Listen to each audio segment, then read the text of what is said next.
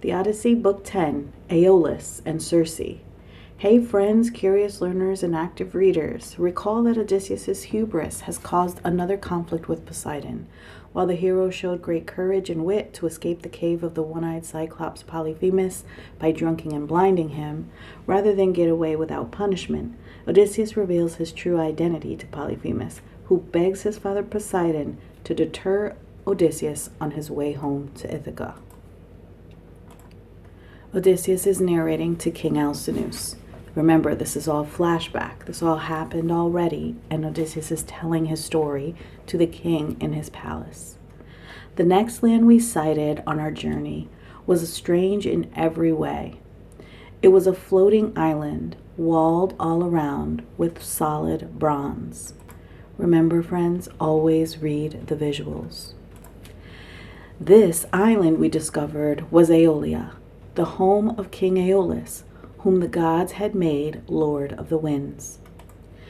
Aeolus had 12 perfect sons and daughters, whom they had married to each other, and they lived at ease within their bronze palace, feasting all day long. Aeolus welcomed me to their feast, and when I departed, he gave me a godly gift. Aeolus captured the winds and bound them up in a great bag made from the hide of a full-grown ox, sealing the neck tight with wire so nothing could escape. But he left the west wind free to blow us straight on our course for home. I stayed up for 9 days without a rest, manning the helm myself, for I was determined that nothing would stop me reaching home. So there's a moment to reflect on Odysseus' leadership. He's staying awake for 9 days. We sighted land, Ithaca. I thought my troubles were over, and I left the helm to sit and rest my legs. But sleep overcame me, and as soon as my eyes were closed, mischief erupted among my men and crew. They took into their hands that bag Aeolus gave me must contain gold and riches.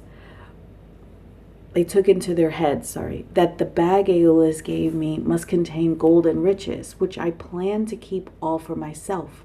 The fools, mad with jealousy, they decided to open the bag and see.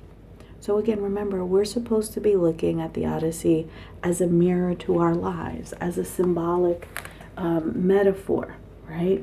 Now, we've all felt jealous. We've all felt envious. We've all felt curious. You can also reflect in this moment on Odysseus' leadership. The men don't know what's in the bag. Why not? Infer, go under the iceberg. Why doesn't Odysseus tell him or tell the crew what's in the bag? A great moment to read the visuals. Look at the winds now, escaping the bag. Odysseus narrates, I awoke to a nightmare. In my grief, I thought I should cast myself overboard and drown rather than suffer such tragedy. But my spirit held me, made me cling to the rail and endure it all. So again, another moment where you can analyze Odysseus' leadership, heroism, bravery. Why does he decide to continue rather than give up? And remember again, this is symbolic. We're supposed to be learning from Odysseus.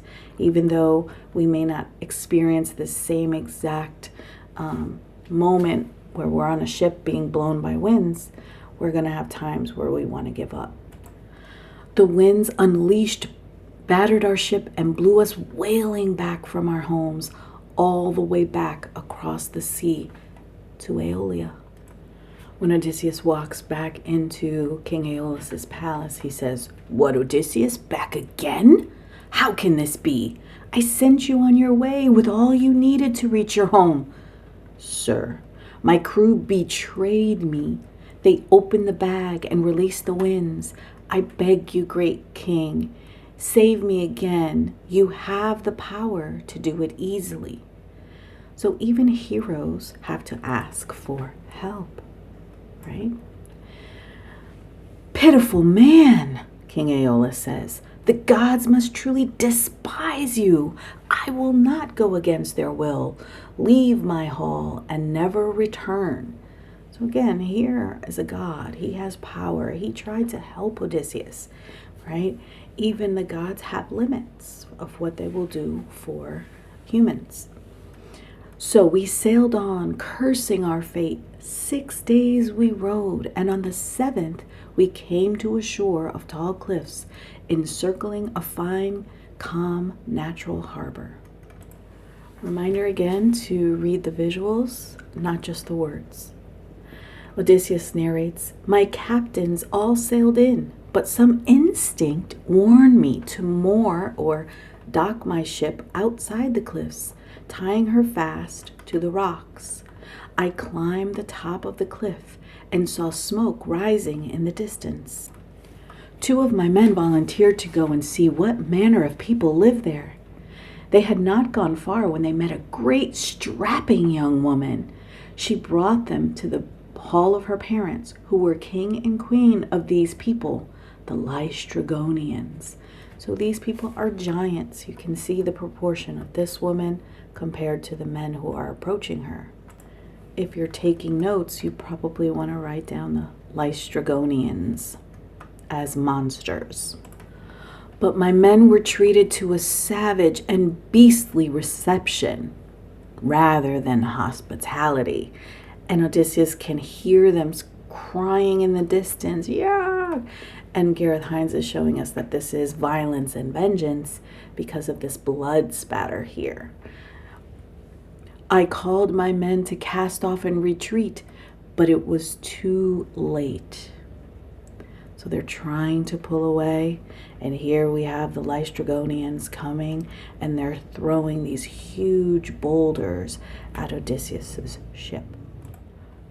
Take some time to read the visuals, see the violence and conflict that Odysseus is facing. "Only my ship escaped. The rest were smashed, and the Lystrygonians speared my helpless men from the water like fish." So friends, Odysseus is down to 1 ship and 1 set of men for his crew. "So we sailed on, mourning our comrades, and we came to another island where we moored our ship and took on water. We were all afraid to explore after our experiences with the Cyclops and the Lystrygonians. However, our food supply was getting low, so I strapped on my sword, took hold of my bronze spear, and ignoring my crew's protestations, I set off to find some game or animals for food." Read the visuals to see Odysseus scouting the land from a distance before he approaches.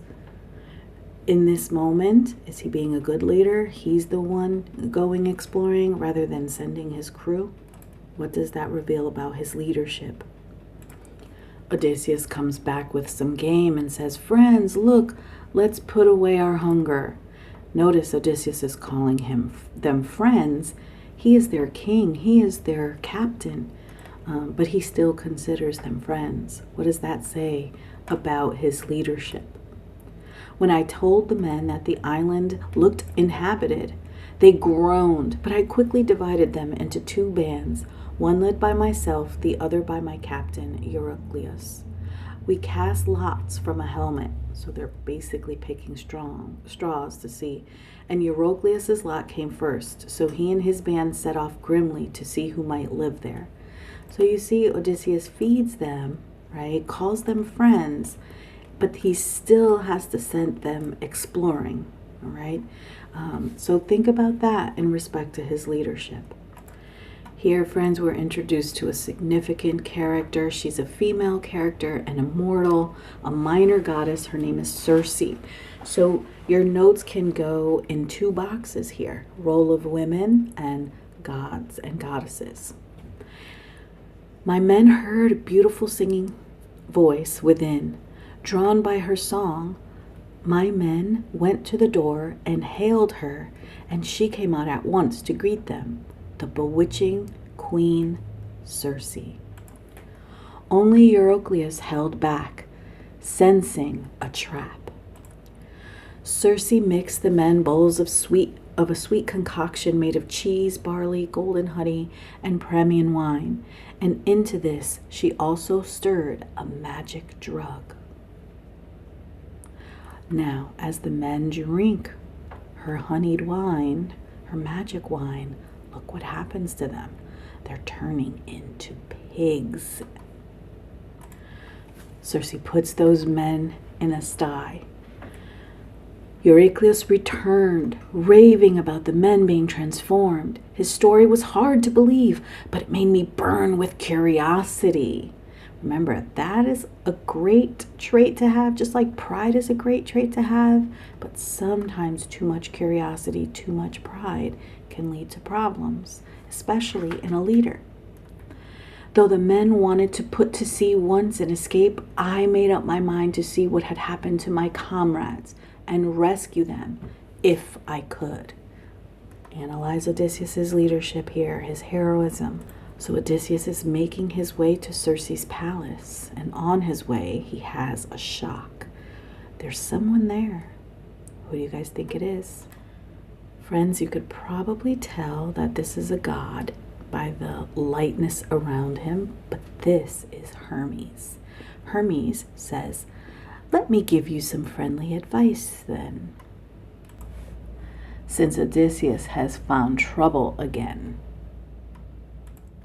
Hermes explains, "This island belongs to Circe, a powerful immortal.